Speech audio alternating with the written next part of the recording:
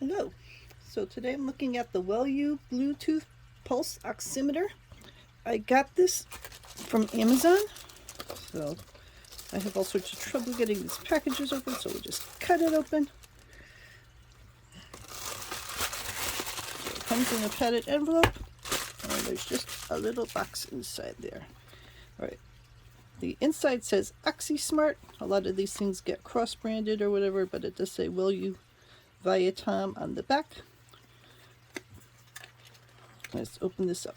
So I actually have other simpler pulse oximeters in the house, but what I want this one for is to do sleep studies with. Most pulse oximeters you put on your finger, it immediately tells you how much oxygen's in your blood, and it does this by sending light through your fingernail, and it actually sends two lights, and because of the way the different lights work, it can tell how much oxygen is in your system. Wow, we got both cats here today.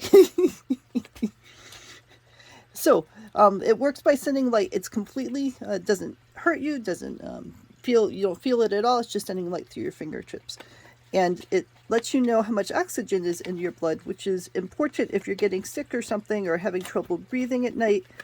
You don't get as much oxygen in, and that is of course unhealthy for you. So it's really good to be able to know that. Most pulse oximeters, you see it goes on the finger, you stick your finger in, it gives you a reading, and then it's done, which is great if you're sitting on your couch and you just want to know what your reading is. But if you're doing a sleep study where you're trying to figure out if you are breathing well all night long, you get a pouch, you need something that continuously measures it and records it somehow and doesn't just show it on the screen because you're sleeping. So what this one does is it works with a smartphone app, and you put the smartphone on the table next to you while you're sleeping.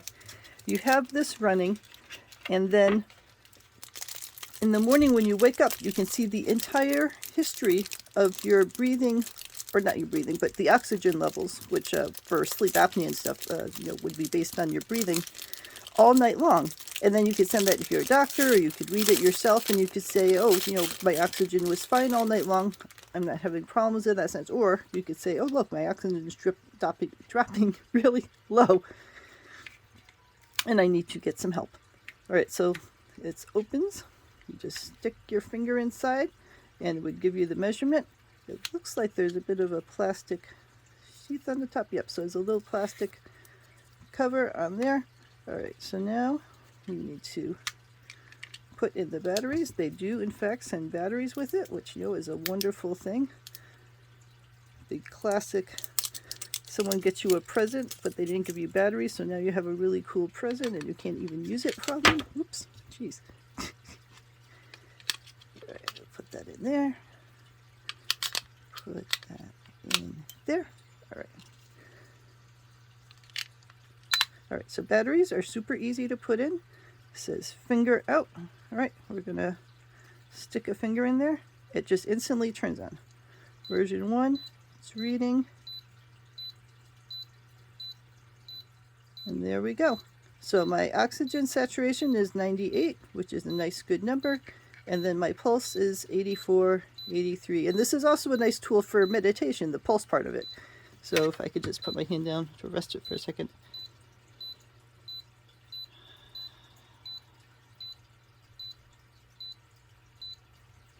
And then we'll see, yep, so I can get the pulse to come down a little just by breathing slowly and relaxing. So the pulse part can help you if you do meditation or mindfulness or anything like that, to be able to watch your pulse and bring it to a level that is ideal for you.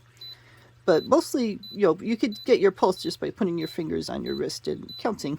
But with the oxygen levels, this looks through your fingers. And then if we just take this out, finger out. So there are ones that you have to press to turn it on and off. This one I like, that you just stick your finger in and it just instantly tells you what the value is. It is worth noting that this, not just this one in particular, but pulse oximeters in general, are known to have problems with darker skin or with dark colored fingernail polish, because they're reading the value through this, So if you have darker skin or you wear dark fingernail polish, I would do some research and figure out which of these would be best for you to use, because those are known challenges with some of these pulse oximeters. But I don't wear fingernail polish and I have lighter colored skin, so I am able to use this and the other ones that I have without any problem at all. So I'll do some separate videos about the app that you use to have it read to the app and all of that. Since I'm recording on my phone right now, I can't do it at the moment. But in terms of its basic operation, it works very well. I'm just seeing if it rotates. There were some reviews that said it doesn't rotate. I do not see any sign of rotation. So at least this model seems to be a non-image rotating kind.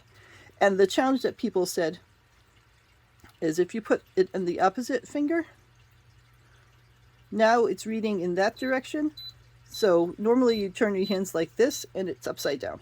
So you either have to rotate your hand like this, which is a little awkward, or turn it like this and read the numbers upside down. So that is one challenge with this one, is that most pulse oximeters read vertically and then flip, depending on which way you hold it, so that you can always read it right side up.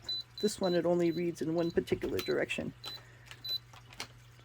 All right, I'll put more notes into the description. Let me know if you have any questions.